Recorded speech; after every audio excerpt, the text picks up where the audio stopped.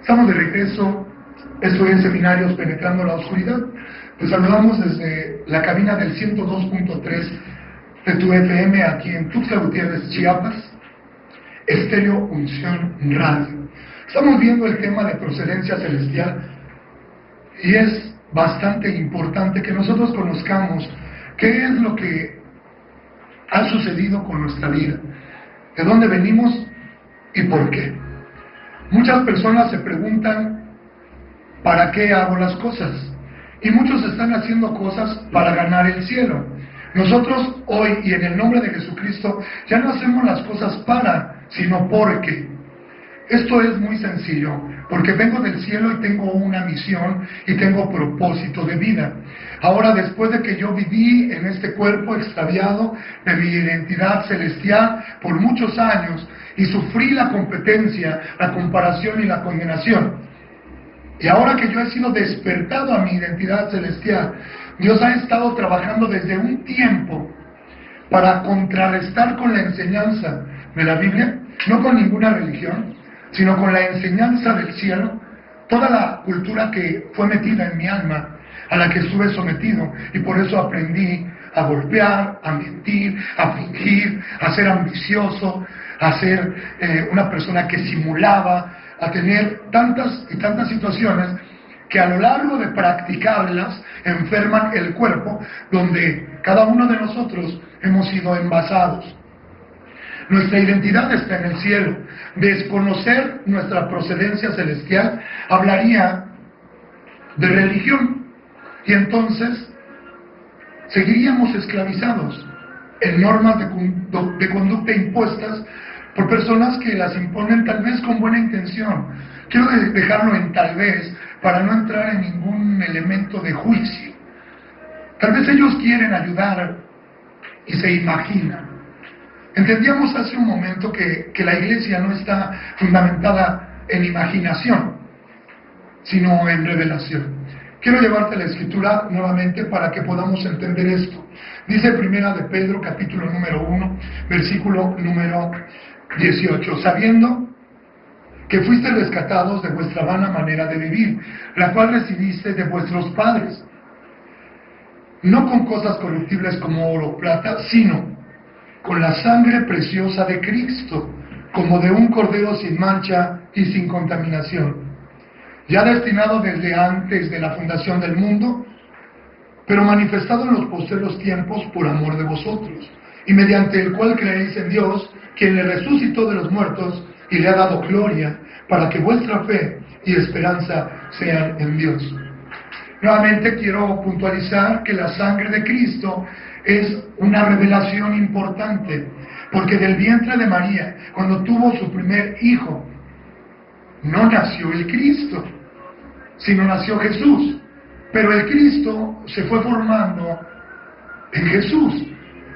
Y cuando Jesús, ejerciendo ya su ministerio, le pregunta al apóstol o discípulo Pedro, y le dice, Pedro, ¿quién dicen las gentes que soy yo? Entonces él le contesta, bueno, dicen que eres uno de los profetas, o dicen que eres Elías que ha resucitado, y eso es lo que dice la gente. Pero Jesús le pregunta nuevamente, dice, bueno, ¿y tú? ¿Quién dices que soy yo? Entonces Pedro abre los ojos tremendamente, entra en un éxtasis de revelación, y él dice, tú eres el Cristo, el Hijo de Dios viviente. Jesús le contesta, bienaventurado eres, porque eso no te lo reveló carne ni sangre, dando a entender que no lo podría saber humanamente, sino mi Padre que está en el cielo.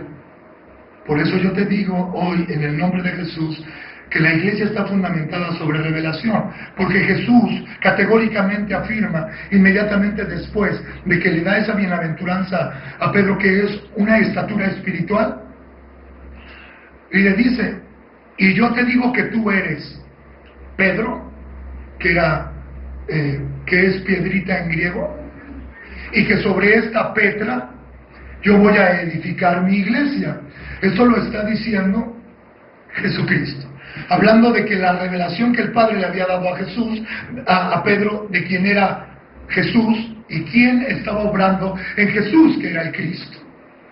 Esto es significativo. Ahora, cuando la Escritura dice que este Cristo derramó su sangre, nosotros podemos ver que el que se sube a la cruz es Jesús, pero que ya resucitado es Jesucristo, pero que la verdad por revelación es que el mismo Cristo, al envasarse en Jesús y haber resucitado, fue el que derramó la sangre, una sangre que es aceptada en rescate por muchos. Si hablamos de rescate, hablamos de prisión. Y va a ser muy importante entender que uno que está prisionero, escúcheme con mucha atención, uno que está prisionero no podrá decirle a Dios, perdóname por estar prisionero. Necesita ser rescatado. Eso tiene que ser muy entendido. Para empezar a cambiar un poquito nuestro entendimiento del por qué vivimos en este cuerpo. Porque tenemos propósito y venimos del cielo.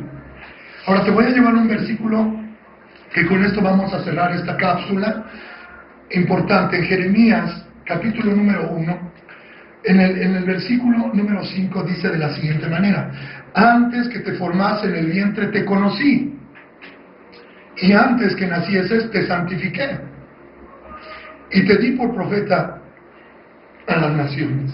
Sí entiendo que lo está hablando a Jeremías, pero también entiendo que todo lo que está escrito ha quedado escrito, según Romanos 15:4, para nuestra enseñanza. Y para que podamos entender cosas importantes en nuestra vida. Que no pensemos que solamente podemos estar viviendo y cuando ya tenemos dinero, pues qué bueno que ya tenemos dinero. Y cuando ya no tenemos dinero, parece que se nos fue la identidad. Porque agachamos la cabeza. Porque este mundo te formó de una manera mala. Y de ahí es donde la sangre del Cordero te está rescatando. Amén. Dice entonces: antes que te formase en el vientre, te conocí.